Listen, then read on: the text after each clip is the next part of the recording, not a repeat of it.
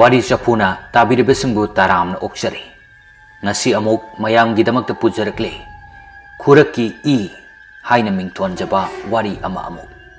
Wari asibu ibiraklibana Basanti Kangjam. Loinana wari asi haujadringaida ayibigi maikaidagi thamlakpa wafam kharadang ningsingjari. Madudi wari asi ayibigi wakhalna sagatuna ijaba warini. Wari asida yauriba khudingmak asi kanagumbi amataga mari leinajade. Pumnamak mayamna taba nungainaba mayambu pothanabagidamakta semjakibani. Asoi aran khudingmak tabiribasingna ngakpigani. Lobirasi Khuraki I Anisuba Tangka Thanel amadi Rohitu isi sina tungkre. Thoibadi tumba yadre. Ngarang mana ukibasingdo amamamta oina magi mituna uduna leire. Tansa aduda yamna nungsiba khonjelda kaurai nupi amana. Da thoiba thongsi amukta hango. Thoiba masadu swai lawi amukka skori. Da thoiba thongsi amukta hango. Thoibadu pamungdagi kumtharaga thongdu tamna lakba horai. Aduga mana yengki maikaida uriba potchei singdu makhong panbagum leng chatpa horaklai. Thoiba thong adu hangi tawbaga Rohin amikap thoglakpaga mapa chanaduna. Thoiba kadaidano. Thoibadu Rohitna haiba tada thongdu hangkre. Thongdu hek hangbaga asaba nungsitna huru silaktuna kaduna leiriba makoi men man tadre. Thanel su mikap thoglakle. Mana mikap thoglakpada asaba nungsitna masada yerakpaduda khangboy kariboy khanglaw lawrei. Hoima yam sae kadai lagi no sibo. Rohitu matang yamna chadana Thanilna adumaina torpaduda sauraga hairei. Noina padagi ngayaki matung asaba nungsitusu lepkre. Adubo thoibadi leiramdre. Rohit thoibabu kauraduna ka adudagi thoglai. Thanil su Rohit ki matung inarai. Rohit nairei. Thoiba Thanil du karal amuk tarai. Thoibadu phunna chakra jalo. Rohit sauna. Thanil nang amukta tumi leyo. Thanil nairei. Hoiba asumna makhoi anidu thoibabu thiba yaba thiri. Sum thibada phanglaktrabada Rohit tasengna thawai ware. Thanil du ahanbadadi kaya khalude. Chanana thoiba thiba phangtrabaduda madi kappu kaplaklabani. Rohit tu Thanil gi mataudu oraga gyan ga mangi. No kadra kap kadra.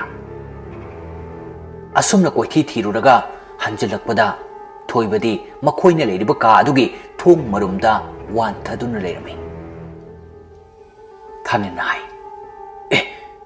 Bai thoiba sida leire. Asumna makhoi ani changduna thoibabu phamungda thangkalaga hiphale. Asumna thongdu amuk lonsilaga thoibabu sanle. Asumna amuk ahingdu hokre. Madugi nong ngalaga Rohitna thoibabu makhoida leirunaba hairi. Thoibanadi yadre. Asumna numit nini humni leiramnaga Thanildi mayumdagi laktaba yade haiduna chatkre. Rohiti adum lehore. Makoi ani khakta ngairaba ahingdu nongsu yamna kanna churi. Aduga nungsitsu aduki matik kanna sili. Security adusu makoi ga punna leiminari. Nongsu gi ahing aduda thoibagi yumgi akoibadu mikap mirau kholgi khonjelna pomnen nile. Taba ngamdre. Thoibadi angau badongna tawre. Rohit su kibadi phauribani. Adubo nupani khandoklaga akibadu losili. Adu kanna siliba nungsit churiba nung adu tadabagum security adudi ningaidana tumle. Rohit tawfam khangdre. ꯊꯣꯏꯕꯗꯤ ꯃꯁꯥꯗ ꯑꯇꯝꯅꯅ ꯎꯈ꯭ꯔꯕ ꯊꯣꯛꯈ꯭ꯔꯕꯅꯤꯅ ꯀꯤꯕꯅ ꯍꯦꯟꯃꯟꯈꯤꯗꯨꯅ ꯃꯅꯥ ꯑꯅꯤꯗꯨ ꯃꯦꯟꯁꯤꯜꯂꯒ ꯐꯃꯨꯡ ꯃꯌꯥꯏꯗꯨꯗ ꯐꯝꯗꯨꯅ ꯂꯩꯔꯤ꯫ ꯇꯟꯖꯥ ꯑꯗꯨꯗ ꯃꯩꯁꯨ ꯃꯨꯠꯈ꯭ꯔꯦ꯫ ꯔꯣꯍꯤꯠ ꯊꯣꯏꯕꯒꯤ ꯃꯈꯨꯠꯇꯨ ꯄꯥꯏꯔꯒ ꯐ꯭ꯂꯥꯁ ꯂꯥꯏꯠꯇꯨ ꯊꯥꯟꯒꯠꯂꯦ꯫ ꯇꯟꯖꯥ ꯑꯗꯨꯗ ꯐꯃꯨꯡꯗ ꯃꯈꯣꯏꯒ ꯍꯤꯞꯃꯤꯟꯅꯔꯤꯕ ꯁꯦꯀ꯭ꯌꯨꯔꯤꯇꯤ ꯑꯗꯨ ꯃꯈꯣꯏꯒꯤ ꯃꯃꯥꯡꯗ ꯂꯦꯞꯂꯒ ꯃꯈꯣꯏꯒꯤ ꯐꯃꯥꯡꯗ ꯂꯦꯞꯂꯒ ꯃꯌꯥ ꯏꯍꯤ ꯍꯤꯒꯠꯇꯨꯅ ꯅꯣꯛꯐꯦꯠ ꯇꯧꯔꯛꯏ꯫ ꯔꯣꯍꯤꯠ ꯑꯃꯗꯤ ꯊꯣꯏꯕ ꯑꯅꯤꯗꯨ ꯍꯥꯏꯔꯞ ꯌꯦꯡꯅꯔꯒ ꯁꯦꯀ꯭ꯌꯨꯔꯤꯇꯤ ꯑꯗꯨꯗ ꯍꯥꯏꯔꯛꯏ, "ꯀꯔꯤꯒꯤꯅꯣ ꯅꯪꯅ ꯅꯣꯛꯂꯤꯗꯦ?" ꯁꯦꯀ꯭ꯌꯨꯔꯤꯇꯤ ꯑꯗꯨꯗꯤ ꯄꯥꯎꯈꯨꯝ ꯄꯤꯔꯝꯗꯕꯤꯗ ꯃꯃꯥꯏꯗꯨ ꯂꯩꯊꯣꯛꯇꯨꯅ ꯀꯥ ꯑꯗꯨꯗꯒꯤ ꯊꯣꯛꯈ꯭ꯔꯦ꯫ ꯔꯣꯍꯤꯠꯅ ꯍꯥꯏꯔꯛꯏ, "ꯅꯪ ꯀꯅꯥꯅꯣ?" ꯊꯣꯏꯕ ꯀꯤꯕ ꯁꯨꯝ ꯁꯨꯝ ꯍꯦꯟꯒꯠꯂꯛꯏ ꯑꯗꯨꯒ ꯇꯞꯅ ꯍꯥꯏꯔꯛꯏ, "ꯚꯥꯏ, ꯑꯁꯤꯕ ꯊꯋꯥꯏꯅꯤ." ꯔꯣꯍꯤꯠ ꯊꯣꯏꯕꯒꯤ ꯋꯥꯗꯨ ꯇꯥꯕꯗ ꯇꯨ ꯆꯨꯡꯈꯤꯕ ꯈꯪꯍꯧꯗꯦ꯫ "ꯑꯁꯦꯡꯕꯔ ꯚꯥꯏ?" "ꯑꯁꯦꯡꯕꯅꯤ ꯚꯥꯏ." ꯇꯥꯟꯖꯥꯗꯨꯗ ꯃꯩꯗꯨ ꯑꯃꯨꯛ ꯂꯥꯛꯏ ꯑꯗꯨꯕꯨ ꯁꯦꯀ꯭ꯌꯨꯔꯤꯇꯤ ꯑꯗꯨꯗꯤ ꯍꯥꯟꯅꯒꯤ ꯍꯥꯟꯅ ꯍꯥꯃꯨ ꯑꯗꯨꯃꯛ ꯇꯨꯝꯗꯨꯅ ꯂꯩꯔꯝꯃꯤ꯫ ꯊꯣꯏꯕꯒ ꯔꯣꯍꯤꯠꯀꯗꯨ ꯑꯃꯨꯛꯁꯨ ꯌꯦꯡꯅꯔꯛꯏ꯫ ꯔꯣꯍꯤꯠꯅ ꯁꯦꯀ꯭ꯌꯨꯔꯤꯇꯤ ꯑꯗꯨꯒꯤ ꯃꯁꯥꯗꯨ ꯄꯥꯏꯔꯒ ꯅꯣꯝꯗꯨꯅ ꯍꯧꯗꯣꯛꯏ, "ꯇꯥꯕ꯭ꯔꯣ ꯇꯥꯃꯣ, ꯁꯦ ꯃꯤꯠ ꯑꯃꯨꯛꯇ ꯁꯤꯡꯉꯣ." ꯁꯦꯀ꯭ꯌꯨꯔꯤꯇꯤ ꯑꯗꯨ ꯅꯣꯛꯐꯦꯠ ꯇꯧꯅ ꯍꯤꯞꯇꯨꯅ ꯂꯩꯔꯤ꯫ ꯔꯣꯍꯤꯠꯅ ꯑꯃꯨꯛꯁꯨ ꯍꯧꯗꯣꯛꯏ꯫ ꯍꯟꯗꯛꯇꯤ ꯁꯦꯀ꯭ꯌꯨꯔꯤꯇꯤ ꯑꯗꯨ ꯇꯞꯅ ꯃꯃꯤꯠ ꯄꯥꯡꯂꯒ ꯍꯧꯒꯠꯂꯒ ꯂꯨꯞꯊꯗꯨꯅ ꯐꯝꯂꯦ꯫ ꯔꯣꯍꯤꯠꯅ ꯍꯥꯏ, "ꯇꯥꯃꯣ, ꯅꯪꯕꯨ ꯍꯧꯖꯤꯛꯇ ꯃꯄꯥꯟ ꯊꯣꯛꯈꯤꯗꯥꯏꯅꯦ? ꯑꯗꯨꯒ ꯀꯃꯥꯏꯅ?" ꯊꯣꯏꯕꯁꯨ ꯌꯥꯎꯅ ꯑꯃꯨꯛ ꯍꯪꯉꯛꯏ, "ꯇꯥꯃꯣ, ꯀꯃꯥꯏꯅ ꯁꯤꯗ ꯂꯩꯔꯝꯃꯤꯅꯣ?" ꯁꯦꯀ꯭ꯌꯨꯔꯤꯇꯤ ꯑꯗꯨ ꯃꯆꯤꯜ ꯊꯣꯛꯅ ꯄꯥꯎꯈꯨꯝ ꯄꯤꯔꯛꯇꯦ꯫ ꯃꯄꯥꯟꯗꯅ ꯅꯣꯡꯁꯨ ꯂꯦꯞꯇꯦ, ꯑꯗꯨꯝ ꯆꯨꯔꯤ꯫ ꯁꯦꯀ꯭ꯌꯨꯔꯤꯇꯤ ꯑꯗꯨ ꯋꯥꯗꯤ ꯉꯥꯡꯗꯦ ꯑꯗꯨꯒ ꯃꯈꯨꯠꯇꯨ ꯊꯤꯟꯗꯣꯔꯛꯏ꯫ ꯃꯥꯅ ꯃꯈꯨꯠ ꯊꯤꯜꯂꯤꯕ ꯑꯗꯣꯝꯗ ꯃꯈꯣꯏ ꯑꯅꯤꯁꯨ ꯌꯦꯡꯂꯛꯄꯅꯤ ꯑꯗꯨꯕꯨ ꯊꯣꯡꯅꯥꯎ ꯑꯗꯨꯗ ꯃꯁꯝ ꯈꯨꯅꯤꯡꯃꯨꯛ ꯁꯥꯡꯕꯤ ꯅꯨꯄꯤ ꯑꯃ ꯂꯦꯞꯇꯨꯅ ꯂꯩꯕꯗꯨ ꯎꯔꯛꯏ꯫ ꯔꯣꯍꯤꯠ ꯌꯥꯝꯅ ꯄꯥꯈꯠꯅ, "ꯑꯁꯤ ꯀꯅꯥꯅꯣ?" ꯑꯁꯨꯝꯅ ꯍꯪꯂꯛꯏ꯫ ꯊꯣꯏꯕꯗꯤ ꯅꯨꯄꯤ ꯑꯗꯨ ꯍꯥꯟꯅ ꯎꯈ꯭ꯔꯦ꯫ ꯃꯁꯛ ꯈꯪꯗ꯭ꯔꯕꯁꯨ ꯐꯤꯚꯝ ꯑꯗꯨꯗꯤ ꯊꯣꯏꯕꯅ, "ꯚꯥꯏ, ꯑꯁꯤꯒꯤ ꯅꯨꯄꯤꯁꯤ ꯑꯁꯤꯅꯅꯤ ꯑꯩꯕꯨ ꯋꯥꯍꯜꯂꯤꯕ." ꯔꯣꯍꯤꯠ ꯁꯦꯀ꯭ꯌꯨꯔꯤꯇꯤ ꯑꯗꯨꯒꯤ ꯃꯉꯛ ꯁꯝꯗ ꯄꯥꯏꯔꯒ ꯍꯥꯏ, "ꯍꯥꯏꯌꯣ, ꯅꯪ ꯀꯅꯥꯅꯣ?" ꯊꯣꯏꯕꯅꯁꯨ ꯍꯪꯂꯛꯏ, "ꯈꯨꯝꯃꯨ, ꯅꯪ ꯀꯅꯥꯅꯣ?" ꯁꯦꯀ꯭ꯌꯨꯔꯤꯇꯤ ꯑꯗꯨ ꯌꯥꯝꯅ ꯃꯣꯡ ꯍꯥꯗꯅ ꯈꯨꯝꯂꯛꯏ, "ꯑꯩꯗꯤ ꯅꯣꯏꯒꯤ ꯊꯋꯥꯏ ꯄꯨꯗꯨꯅ ꯆꯠꯂꯤꯕ ꯃꯤꯁꯛ ꯑꯃꯈꯛꯅꯤ꯫ ꯅꯈꯣꯏ ꯑꯩꯕꯨ ꯈꯪꯅꯤꯡꯕ꯭ꯔꯥ?" ꯊꯣꯏꯕ ꯌꯥꯝꯅ ꯇꯍꯥꯅ, "ꯈꯪꯅꯤꯡꯉꯤ, ꯑꯩꯈꯣꯏ ꯅꯪꯕꯨ." ꯁꯦꯀ꯭ꯌꯨꯔꯤꯇꯤ ꯑꯗꯨ ꯅꯣꯛꯐꯦꯠ ꯇꯧꯔꯒ ꯃꯃꯥꯏꯗꯨ ꯇꯞꯅ ꯅꯣꯟꯈꯠꯂꯛꯏ꯫ ꯃꯈꯣꯏ ꯑꯅꯤꯗꯨꯁꯨ ꯁꯦꯀ꯭ꯌꯨꯔꯤꯇꯤ ꯑꯗꯨꯗ ꯃꯃꯤꯠ ꯀꯨꯞꯇꯅ ꯌꯦꯡꯂꯤꯕꯅꯤ꯫ ꯑꯁꯨꯝꯅ ꯊꯣꯏꯕ ꯑꯃꯗꯤ ꯊꯥꯅꯤꯜ ꯑꯅꯤꯗꯨ ꯁꯦꯀ꯭ꯌꯨꯔꯤꯇꯤ ꯑꯗꯨꯒꯤ ꯃꯁꯛ ꯎꯕꯗ ꯀꯤꯕꯅ ꯁ꯭ꯋꯥꯏ ꯂꯥꯎꯏ꯫ ꯑꯅꯤꯗꯨ ꯐꯃꯨꯡꯗꯨꯗꯒꯤ ꯈꯣꯡꯂꯩ ꯊꯨꯅ ꯀꯨꯝꯊꯔꯒ ꯑꯃꯅ ꯑꯃꯒꯤ ꯃꯈꯨꯠꯇꯨ ꯆꯦꯠ ꯄꯥꯏꯁꯤꯟꯅꯔꯒ ꯂꯦꯞꯄꯤ꯫ ꯁꯦꯀ꯭ꯌꯨꯔꯤꯇꯤ ꯑꯗꯨꯒꯤ ꯃꯁꯛꯇꯨ ꯑꯗꯨꯛꯀꯤ ꯃꯇꯤꯛ ꯐꯤꯕꯝ ꯀꯥꯏꯔꯦ꯫ ꯃꯃꯥꯏꯗꯨꯁꯨ ꯏꯒꯤ ꯏ ꯉꯥꯛꯇ ꯉꯥꯏꯔꯦ꯫ ꯃꯃꯤꯠꯁꯨ ꯅꯥꯀꯜ ꯑꯃ ꯌꯥꯎꯗ꯭ꯔꯦ꯫ ꯃꯆꯤꯜꯁꯨ ꯂꯣꯏꯅ ꯀꯥꯏꯔꯦ, ꯌꯦꯡꯐꯝ ꯈꯪꯗ꯭ꯔꯦ꯫ ꯑꯅꯤꯗꯨ ꯀꯥ ꯑꯗꯨꯗꯒꯤ ꯆꯦꯟꯊꯣꯔꯛꯀꯦ ꯇꯧꯕꯅꯤ ꯑꯗꯨꯕꯨ ꯊꯣꯡꯗꯨ ꯍꯥꯡꯕ ꯌꯥꯗ꯭ꯔꯦ꯫ ꯔꯣꯍꯤꯠꯇꯨ ꯃꯃꯥꯕꯨ ꯂꯥꯞꯅ ꯈꯨꯔꯨꯝꯗꯨꯅ ꯍꯥꯏꯖꯩ, "ꯏꯃꯥ, ꯉꯁꯤꯗꯤ ꯅꯆꯥ ꯑꯩꯁꯦ ꯑꯋꯥꯕ ꯇꯥꯔꯦ꯫ ꯏꯃꯥ, ꯅꯆꯥꯒꯤ ꯑꯋꯥꯕꯁꯨ ꯎꯕꯤꯔꯕꯗꯤ ꯅꯆꯥꯁꯤꯡꯕꯨ ꯀꯟꯕꯤꯔꯔꯣ ꯏꯃꯥ." ꯑꯁꯨꯝꯅ ꯁꯦꯀ꯭ꯌꯨꯔꯤꯇꯤ ꯑꯗꯨꯅ ꯐꯃꯨꯡꯗꯒꯤ ꯀꯨꯝꯊꯔꯒ ꯃꯈꯣꯏ ꯑꯅꯤꯒꯤ ꯃꯅꯥꯛꯇ ꯇꯞꯅ ꯆꯪꯁꯤꯜꯂꯛꯏ꯫ ꯔꯣꯍꯤꯠꯅ, "ꯅꯪꯒꯤ ꯑꯄꯥꯝꯕ ꯀꯔꯤꯅꯣ? ꯑꯩ ꯄꯤꯔꯒꯦ, ꯅꯪ ꯆꯠꯈ꯭ꯔꯣ."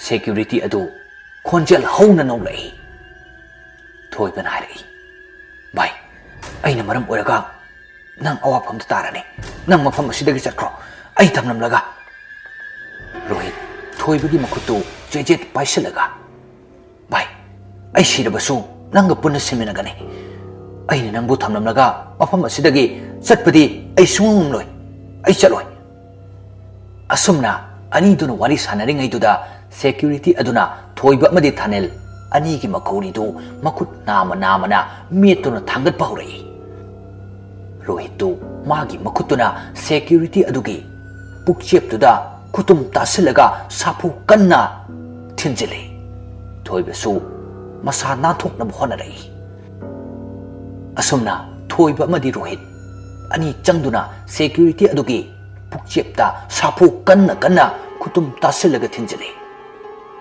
aduda makhoibu khangta thadorai anima laimai da loina tare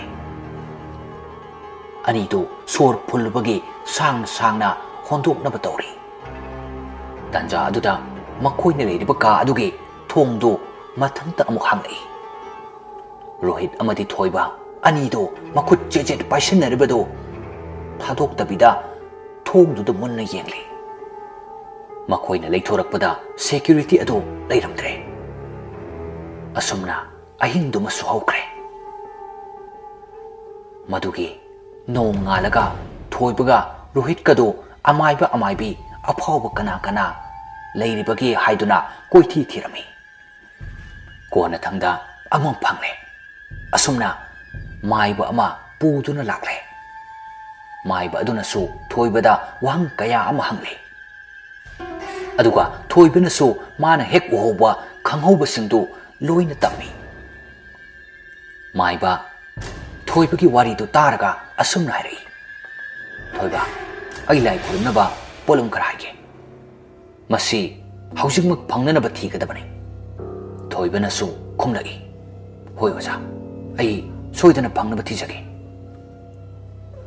asumna maiba adu magi gurubu mathada chena thagona jaraga ningjaba horakle thoibasu oja maiba aduna hek hairakpa polam khudingmak amata watana pire asumna makhoi loina chak ising charaba matung lai khurumnabagi pungchado tarakpa ngaidun leire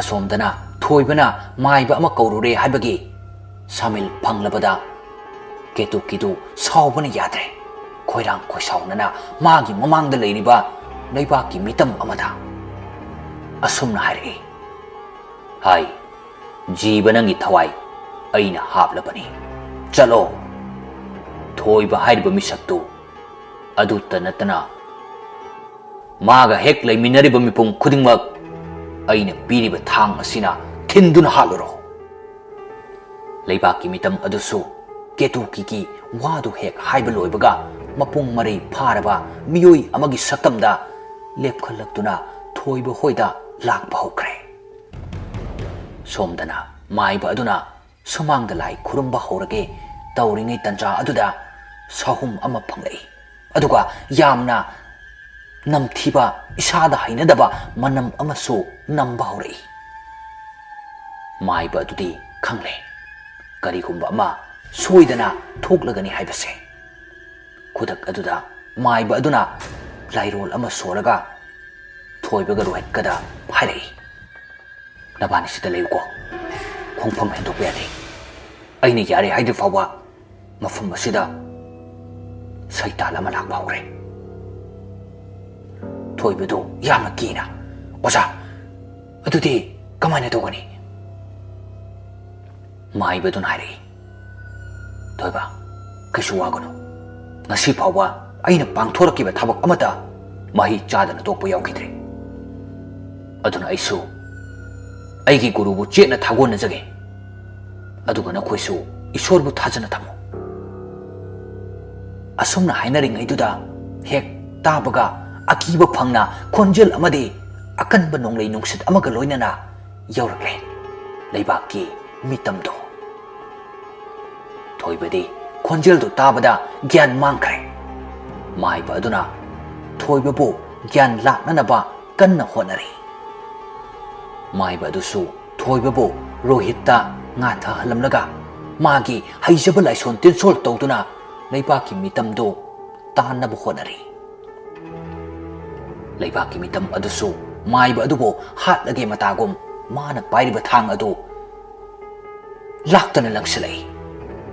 Maiba adusu sat thaidoki tawbani adubo nang haudre magi oi thangba pambom aduda palai. Maiba du ngayak tangdi China khangba ngamdaduna masadu laimaida lomna haithakre.